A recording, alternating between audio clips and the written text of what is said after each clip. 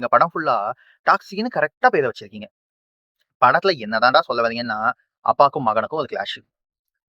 அப்பா வந்து பழைய காலத்துல 1947 ஒருத்தங்க ஒட்டுமொத்த குப்பையும் தூக்கிட்டு வந்து இதுல சொருகிரலாம். இதுல போட்டு அடைச்சிரலாம்.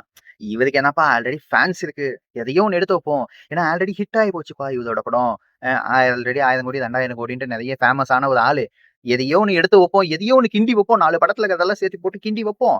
கிண்டுன கிண்டுல எதையோ ஒண்ணு கிடைக்கும். மக்கள் கொஞ்சம் பேர் பார்த்துருவாங்க. அப்படியே பல கோடி அதான் போட்ட காசு வந்துரும். நாமளும் ஏதோ ஒண்ணு சம்பாதிச்சோமா, செட்டில் ஆனோமான்னு இருந்துரலாம் அப்படின்னு நெனப்புல எடுத்து வச்சாங்களா? என்ன ஏதுன்னு தான் புரியல. கோட் படம். அப்புறம் டாக்ஸிக்கு பதிலா அந்த அது சிம்புவும் கமலஹாசனும் நடிச்சாங்களே. அது என்ன டக் லைஃப். டீ அது 2யும் மேட்ச் பண்ணிக்கோங்கப்பா. இது டாக்ஸிக்ன்னு பேர் வைக்கிறதுக்கு பதிலா டக் லைஃப்னே வச்சுக்கோங்கப்பா. ஐயோ! முடியலப்பா படத்த பார்த்து யாராலயுமே உட்கார முடியல, யாராலயுமே பொறுக்க முடியலன்னு நெனச்சுக்கோங்களேன் படத்துல. எல்லாம் எழுந்து ஓடுறாங்க.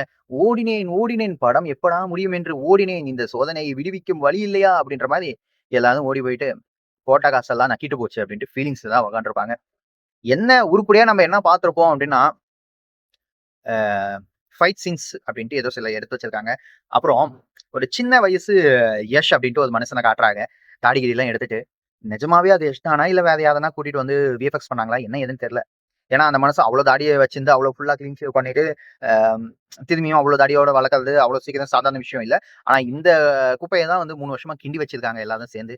மெயினா கிண்டோன்ட்டு 3 வருஷமா இதையாடா கிண்டுனீங்க? அப்படின்ற மாரி தான் இருக்கு. சரி ஓகே. சந்தோஷம். ஏதோ ஒண்ணு அப்படி இப்படி எடுத்து வச்சுட்டீங்க. நாங்களும் வேற வழி இல்ல. பார்த்துட்டோம். ஓகே நண்பா. இந்த வீடியோ உங்களுக்கு பிடிச்சிருந்தா லைக் பண்ணிக்கோங்க, சப்ஸ்கிரைப் பண்ணிக்கோங்க. மனசாட்சி இருந்தா அந்த படத்த போயிட்டு பார்த்துட்டு உண்மையான கருத்துக்கள மட்டும் கமெண்ட்ல சொல்லிட்டு போங்க. Thank you so much.